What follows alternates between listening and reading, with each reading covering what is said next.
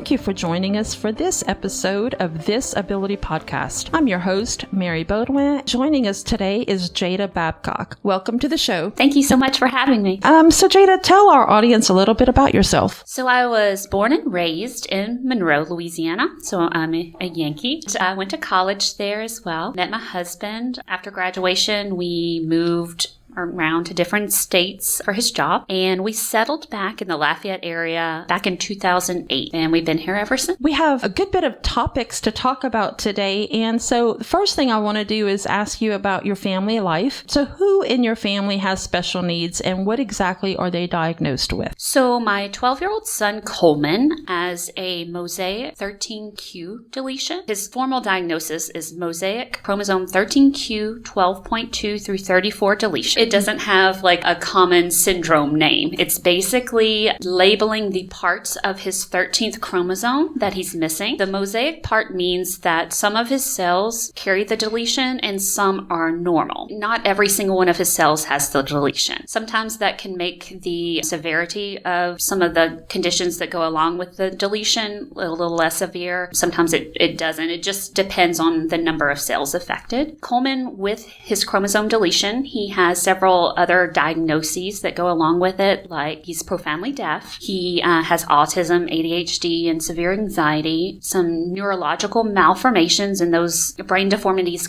they affect his balance and coordination and motor skills. Mm-hmm. How old is he? He's 12. He's 12. Yes. He has a heart defect and some other organ issues that we monitor on a regular basis, as well as an intellectual disability. Does he go to school here, homeschool? Tell me a little bit more about that. He had gone to public schools from pre-K 3 through the 4th grade. And last September, we actually started our homeschool journey. Probably the best decision we've ever made for him, for our family. It's just, he's thriving. He's doing really well with that flexibility. And I do utilize the unique learning curriculum. So we do have some structured school time, but then we just apply all of those lessons and skill sets to our everyday activities, to life skills, to when we're at the store, when we're cooking, when we're doing all the things we're learning. And he loves that hands-on aspect of it, and we make it fun. What is a typical day like for you or for him? So Coleman is a very early riser. He wakes up between 5 and 5:30, just loud and rambunctious and ready to take on the world, just happy as can be. I wish I could do that. Oh, me too. Like, I want to know his secret. Mom, on the other hand, is not a morning person. Drink lots of coffee. Same. So we just kind of go through. He wants to be independent. Like, he likes to do things himself. He likes to be a helper. And so he still requires a lot of supervision and assistance doing certain tasks. But for the most part, we just prompt him through our morning routine. He, gets dressed and we play with our dogs. And, during the school year, we'll have our structured school time in the mornings. And then he goes to an outpatient therapy center every day for a few hours where they continue with the support, with the autism support and life skills and things like that. He gets his socialization there. He has a very best friend that goes there, and he gave him a sign name in the deaf community. So he does utilize American Sign Language. He does. That is his choice, his preference for communication expressively, especially. He does have a cochlear implant, so he understands spoken language, but he prefers the sign to express. He does have a few spoken words, but very minimal. But he has tons of signs, and he's learned to communicate very well with them. So he gave his best friend at therapy a sign name, and he'll sign friend and ask about him. So he gets really excited. He loves going and seeing his friend and his tech and spending the day there. And then we pick him up in the afternoon and we play outside. He's very active, loves sports, and he plays in the summers in an adaptive little league in Lafayette. And we ride bikes and he'll run with me, and we have an adaptive chair. So if he gets fatigued, because he does fatigue pretty quickly, then he'll ride and I'll push him while I run. And so we play outside a lot. As long as it's not raining, he has a pool and a trampoline and everything. He's going to be out there just having a good time, being active. And then we kind of wrap up the day. We go to bed early because we get up so early. Yeah. We find even if we try to keep him awake later, he still wakes up early. So we're like, well, let's just let him go to bed. Right. So we go through our evening routine with the, getting him a shower and dinner and all of that. And he kind of unwinds and he's in bed by 7. That's early. Yes. But he's an early riser, like you said. Before we started recording, you were telling me how rare the condition, Chromosome 13 deletion. I think you said it's so rare that maybe only 5 people had that specific type. Correct, yes. So when he was diagnosed 11 years ago, we found there were about 200 people in the world that had a chromosome 13q deletion. So that's just the generalized condition. His specific deletion, we found approximately 5, and most of those we just read about in like medical journals. We were able to connect with other families via Facebook support groups, and we've even met some families in person. We've traveled and they've traveled and connected, and so there were 2 families that we've met that with in person that had his exact diagnosis. Extremely rare. What is something that you would want to tell parents if they've just discovered that their child has these conditions, was diagnosed with chromosome 13 deletion? What advice or what things would you want to tell them? I think because it's so rare, when we received the diagnosis, the geneticist gave us what little information he had. And he's like, yeah, it is rare. But I didn't realize how rare until I got on Google and on the internet. And I'm like, I'll find information. I'll find other families. We'll be able to connect. It'll be fine. There was nothing. We were eventually able to find a Facebook group. I think the most important part was finding those other families, connecting with them, people that get it. They've gone through the emotions of receiving that diagnosis. They've gone through the fears of not knowing what the future outlook is and only getting worst case scenarios from medical professionals and all your child will never speeches. Right. And so that gets daunting. All you are fed and all you're around is people telling you what they won't be able to do. Mm-hmm. And so by connecting with these other families and knowing that they are going to grieve the losses that you have as far as hopes and dreams when you receive that diagnosis, and then they're going to celebrate every success that your child has and celebrate and hold your hand, and they get it without you having to explain. Whereas even though you may have a supportive village locally, a family or friends, until you've lived this life, you can't truly understand everything that goes emotionally, physically, every aspect of it. And so finding that community, even if it's just virtual, even if it's on social media, not in person, I mean, just finding someone that gets it. That was the most healing part of knowing that we weren't alone. Yeah, I think that's one of the most important things about support groups is they can't be underestimated, because even within the lissencephaly community, which is what my daughter has, there are varying degrees of it. So even though she has a rare neurological condition, she isn't like the other children that we've met virtually as well. And I've met a few parents in person. I think there were 2 families here in Louisiana that I have met that their children had lissencephaly, and each child is unique in their own way. Some have varying degrees of profoundness, or some not quite as profound. So it's really interesting how God puts these little packages together for us. Absolutely. So thank you for sharing that. Now, does he have any siblings? He doesn't. Okay. He is an only child. Okay. He does have cousins, older cousins, and they are wonderful at including him and making him feel like he's just as old as they are. He does have his really good friends at therapy, and then when he was in the school system, he had really good friends as well that we've stayed in contact with. So he does have those socialization aspects and those role models to help him as he's getting older. He likes to have older male role models as well. Yeah, he likes to be one of the cool kids.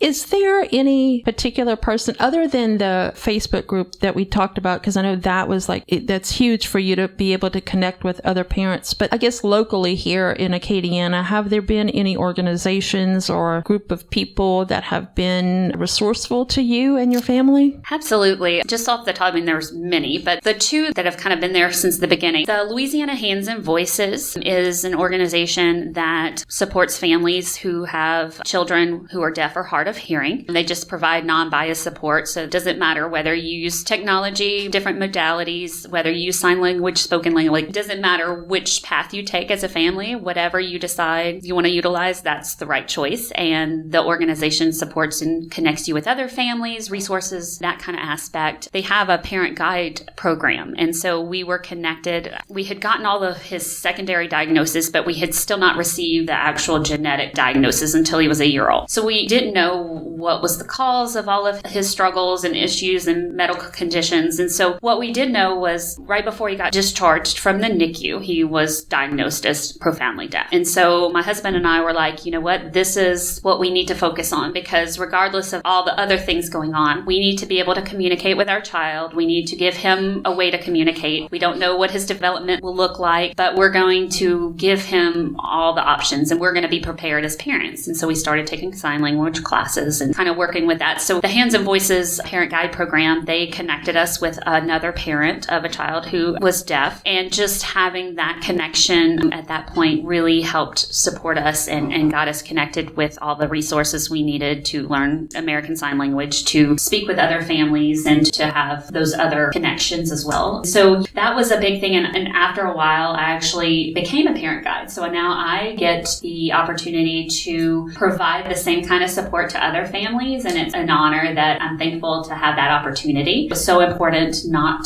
to feel alone and feel like we were the only ones dealing with this diagnosis. And so now I'm given that opportunity to help other families. And I guess the second organization would be ATRO, which is Acadiana Therapeutic Writing Organization. I'm so glad you mentioned that, because I've been seeing more and more activity on Facebook with them, and I wasn't familiar with that group until just this year. So tell me about your experience with them. So when Coleman was a baby, I mean, he was just fresh out of the NICU. We knew he had severe low tone and he was having issues with feeding. And so he was sent to a physical therapist, and we went and met with Lorraine Fontana. And Lorraine worked with him and had experience with other individuals and kids that had some of his diagnoses. And so she was very optimistic, and we're going to help him reach his goals and reach his potential, and we're going to support him, and we're going to set high expectations. He was getting closer to age 2. He was still very low tone, barely weight bearing. He had a little walker we were starting to utilize just to try to help him gain strength. And she said, I really want to put him on a horse. We were like, okay, put our baby on this large animal, right? Like, it's fine. She said, trust me. Okay.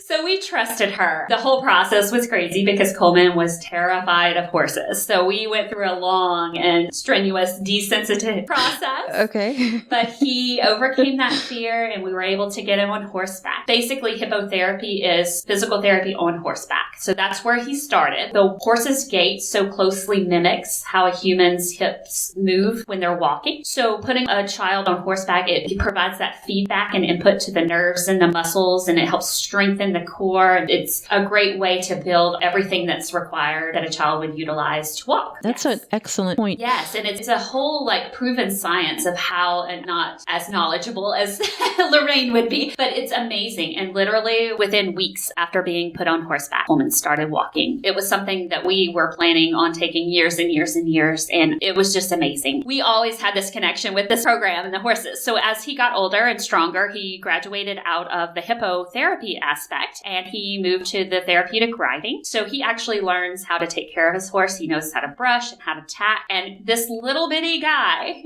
is walking around this ginormous thoroughbred horse. It's just amazing. The confidence he has when he's had a bad day, he will get on that horse, and it's like their hearts are communicating. It's unbelievable how in tune a horse is. He's the horse whisperer. Yes, right? The horse he's currently riding, Brixton, is he just senses what Coleman needs. If Coleman's having a bad day, he just goes slow and just gives Coleman what he needs. It's just amazing how in tune they are. And they choose horses. There's a very strenuous testing process that they go through to make sure the animals are a right fit for the program. They have to have certain personality traits, and all of the horses in the program are amazing, and Coleman loves it. And like I said, sometimes he just does it to get rid of the anxiety and whatever he's having. It's like it just melts away. You can see it leaving, and it's an amazing organization. We're thankful to have gotten connected so early on. Thank you for sharing that information with our audience so they can learn more, and some of the parents listening will discover this, and it can work out beautifully for their child. child. Let's switch gears a little bit. I want to thank you for the gift of my book, An Exceptional Life, A Story of Faith, Missing Chromosomes, and Unconditional Love, and it is written by you. So tell me more about this book. How did you develop the process of writing and wanting to share your story and things like that? So when Coleman was in the NICU, we had a social worker come. I have debilitating anxiety and postpartum. It was really, really bad. She gave my husband and I a notebook and told us to write down everything, what we're feeling, even if it's just a word, whatever we were capable, but just as a process to help us kind of cope with what we were experiencing. Prior to this, like my pregnancy was completely normal. The birth was completely normal. So we were just blindsided. We didn't realize that Coleman would have any medical needs after he was born. And so it was a very traumatic experience, right? We weren't prepared for that. Through that process, I kind of wrote letters to him and just telling him, at each stage, just kind of opening my heart and what I was feeling and my fears and my hopes for him. And then from that, I used that kind of as my prompt. I expanded on that and kind of created a book form, but it was never really meant to be shared. I wasn't going to publish it. It was how I process things and how I work through things and process my emotions and each step of the way. And so it was more just self-care. It was kind of a coping mechanism that I used to help with anxiety. And so after I wrote it took me years, a little at a time. I ended up sharing it with some very close friends and family. And with their encouragement, I did proceed with getting it published. I'm very private. It was hard opening and exposing your deepest thoughts and feelings. Sure. Your life. With the world. Yeah. Coleman is totally different. He is the most confident individual. Like, I wish I had his confidence, and he is proud of who he is, and I love that about him. His mama, on the other hand, still a little shy. And so, yeah, it was out of my comfort zone. I figured if it could help one family have that connection, knowing they're not going through something alone, regardless of the same diagnosis or same rare condition, that made it worth getting out of my comfort zone. If we hold on to them and not share, we may be taking away an ounce of hope for another family. As selfish as it is, like, I want to hold on to all of these experiences, it's hard to open up, but knowing that by being a little uncomfortable and sharing our story, that might offer someone the support they need, offer them hope, offer them, just not feeling isolated and alone on this journey, then it's worth it. As we get acclimated with our children's conditions and the millions of things we have to deal with, we start to become a nurse. I have no nursing background whatsoever, but I have learned a whole lot, and I'm sure you have too. Right. And I'm sure some of that's in the book as well. Yeah, I find you grow in ways you never thought possible, right? I always joke that I had like a genetics degree from Google, right? Because I had to learn so much of it to try to understand his condition. And then just every one of his diagnoses, you're his advocate. You're the one who's going to have to make sure he's receiving the care. You're the one who sees how it affects him daily and how the things he's having to overcome. And so you have to become a subject matter expert, right? And I'm thankful too to live in the time where there is technology. Those mamas and daddies and guardians and whoever caretakers that did it before the internet and before the easy connection to the world, they deserve the props. They're real heroes, because I can't imagine not having, it's hard enough having that access, but doing it the old school way, like that is definitely... That speaks to me, because Lexi's 27, and that's when the internet was just starting to take off, and that was the old dial-up internet connection, okay? Now, it's just, there's so much information out there, and what I love too, sometimes the social media, there are some pros and cons to it, right? But I think huge pro with Facebook is the groups aspect, is that you can have specific groups for a specific condition, and you can connect with other people through that group, and definitely exposes you to other people, and you can chat and talk about things that you might not be able to with your own community. Absolutely. And I find too, like, those groups also have people who have already lived that. You have people that are just now receiving the diagnosis. Then you have some that have different stages of life, different backgrounds, but you're all connected, that common thing. And so it's really neat to bring just such a diverse group of people together with a common connection. And we're all family, regardless, right? Regardless of where they live. We're all connected in that special way that no one else in the world is. And so you become family. You become each other's support. You encourage and you help them through. And like I said, you hold hands and cry with them when they're struggling, and you celebrate every success. And it's a really unique experience because these are people you may never have met otherwise. Going back to the book, where can people purchase a copy of it? You can get it on Amazon. Target had it on their website as well. There are several different online market, but Amazon's the easiest. And is it available, is there like a Kindle? Yes, there is a Kindle, a hardback and paperback option on Amazon. Great. And do you have like a website for the book or a social media page for it or anything like that? I do have a Facebook page, but I am literally the worst at updating.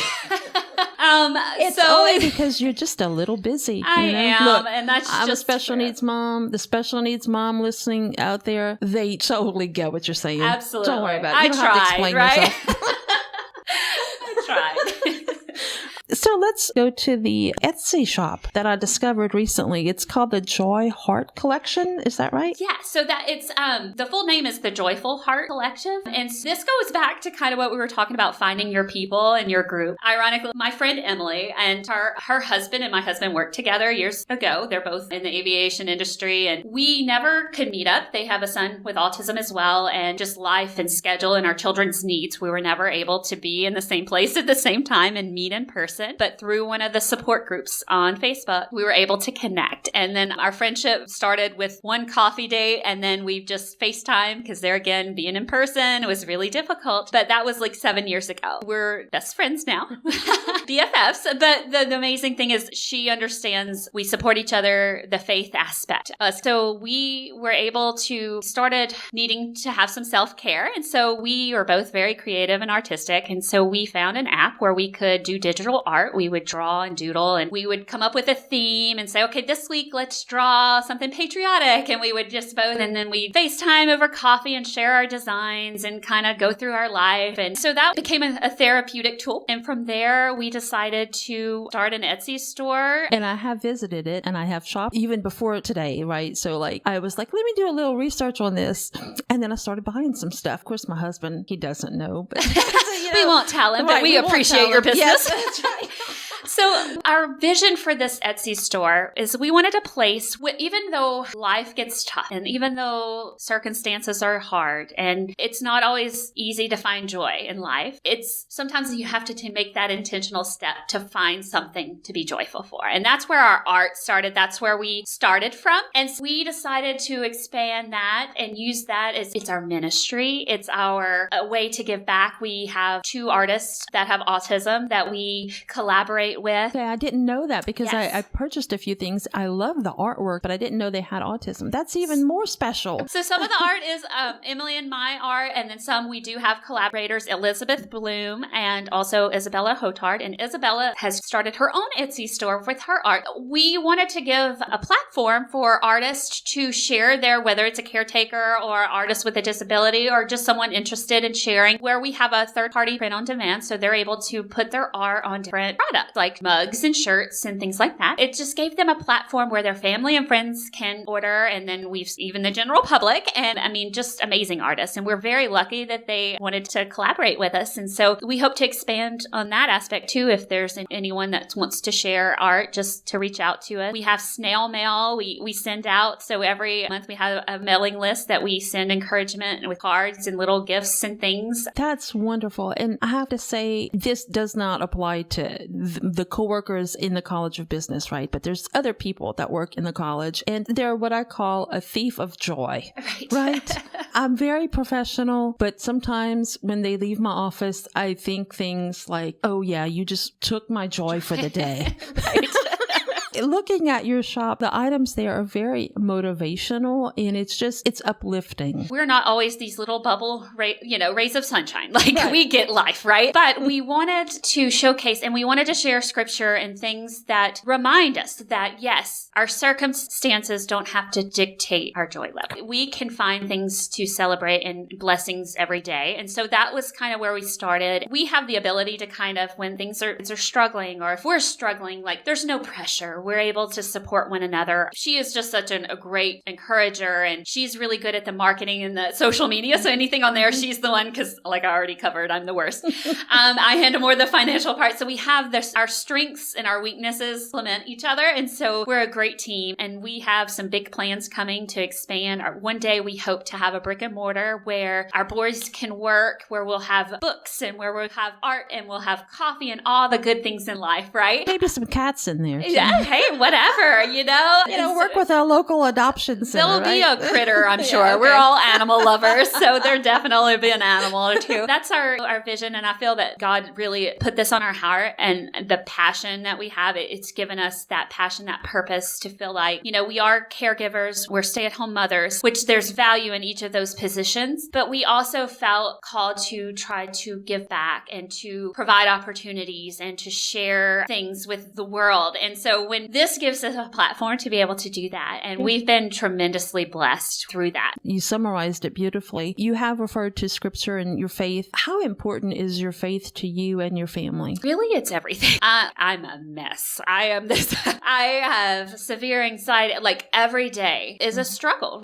Sometimes getting out of bed. That's just my aspect of it. That's just my mental health part of it. And then looking and doing hard things and meeting my child's needs. He is my motivation every single day. But I find my faith is the cornerstone. That is how I know I'm going to make it through. All of that to say, I rely on it every single day to get through the hard things, to overcome that anxiety, those mental health struggles that I have, that with an addition to medication. And the faith is what gets me through the day, what gives me hope in the long run. I feel God did knit him together in all his uniqueness. There is nothing wrong with him. He is who he's supposed to be. I don't know how I could look at him and not see the beauty and God's hand in his creation. Just having that hope that even on those bad days, even when it feels like we're not going to be able to do this forever, right? We're not going to be able to meet Coleman's needs forever and our own needs forever. And, it's a marathon, not a sprint. And some days there's just, you're tired. And girl, that's relatable. It's tiring. It is. And knowing that a lifetime, it's not a burden. Just having the realization that you have to be able to give your child health-wise,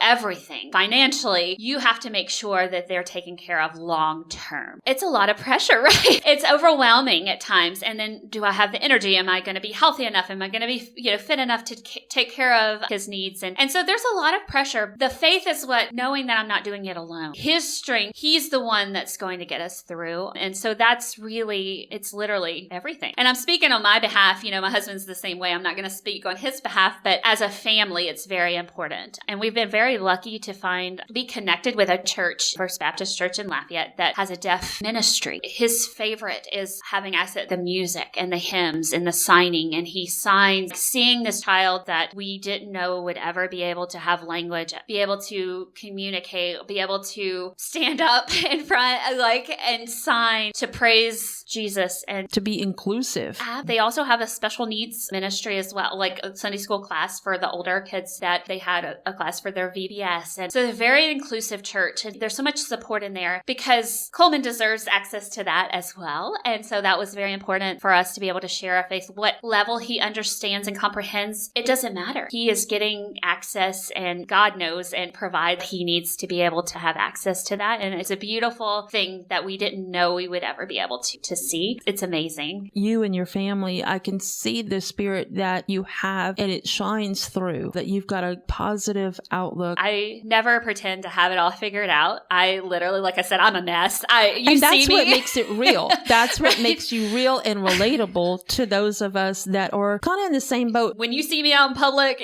I look like a hot mess too. And I always tell people, we do share the good things on our Facebooks, and we try not to share always the struggles because a lot of people don't understand. In conversations, I'm going to tell you, life isn't easy all the time, and this is what we're facing. And if you're facing it too, I'm going to get down on the floor and cry with you if you're crying. I try to not pretend or put on we have this together. I'm the spokesperson for how everyone should do, right? No. What we've learned took a lot of failures, a lot of falling flat on our face, and just picking ourselves back up and just by the grace of God, continuing to put one step in front of the other and just trying to give our child everything that we can to help him be as successful as he can, So is there anything else that you'd like to mention before we close out the show today? I do want to say real fast, we focused a lot on the conversation, the diagnosis, the aspect of what Coleman faces within his chromosome deletion. I also want to really point out, going back to the joy, that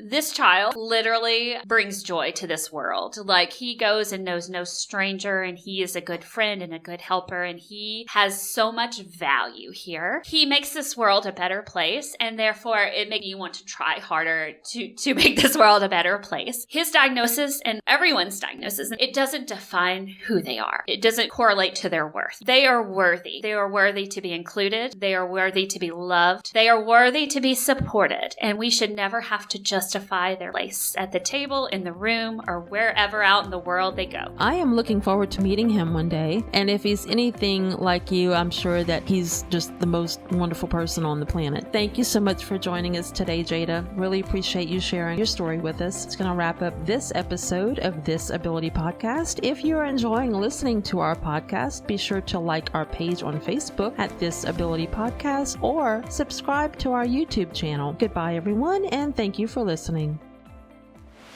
Help us grow our audience by subscribing to our podcast on iHeartRadio, Spotify, YouTube, Amazon Music, Apple Podcasts, and other podcast networks. Additionally, if you enjoy listening to our podcast, help us to be discovered by leaving a rating or review of our episodes. This will connect us with other potential listeners and help us to expand our audience. From all of us at This Ability Podcast, we thank you for your ongoing support of our mission to unveil stories that inspire and enlighten others in the special needs community.